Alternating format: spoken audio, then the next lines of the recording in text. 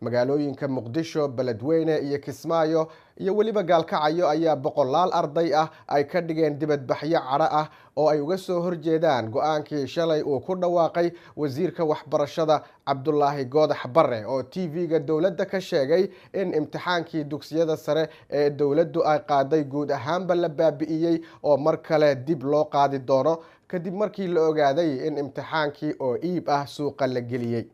Goodax Barre iskool ma bixiyo iskool oo free ma haysan ID kaarka ay wadana 10 dollar caalan ka siiya ya beelka aan soo raacna lacag beel ma haysan wax kale ma haysan ya marka ana lacagteena ku soconaa ya way maxay asaga inuu dhadhal hadu imaaday maalinta ko markii ma imtixaanka muxuu qaban waay ina qashlaay muxuu arki waay maalinta ko markii la imaanay waxaan ka xumahay in imtixaanka la dhaho waa lagu celinay anagoo intaas Soomaaliyeed soo dadaalayna oo juudigan soo bixinayna transport soo bixinayna waxa ugu daran anagoo arfaad walba aan marnay oo hadana la imtixaanka waa lagu celinayna diyaar u mani in imtixaankaas aan galno mar labaadna aan ku noqono ardayanahay waxa u dadaalayna waa u bixi dalkaana balka edikaarkayga fiiri saa u jaraynaay fiiri ciila loo inay maanta aniga wax kale taalo inay malaan aniga wax kale taalo inay malaan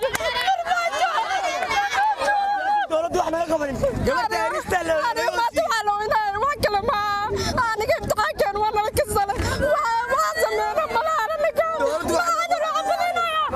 loo maad ayaan dhineed inuu goowa laga soo bilaabo la dooni meeno ramadaan koob ma soo bilaabanayo imtixaankana koob ma soo bilaabanayo imtixaan dama gali meeno hirshabeel daanaan Puntland aan raacnay imtixaan ma galino annaga waxaan state gobol madax banaanaan dawlad shaqo kuma liin Afghanistan si kastaba ha noqotee in imtixaankii dugsiga sare banaanka laga helo waxa ay waji gabax u tahay wasaaradda waxbarashada iyo dawladda federaalka Soomaaliya ardayda qaarkood ayaa wasiirka waxbarashada ugu baaqay in uu xilka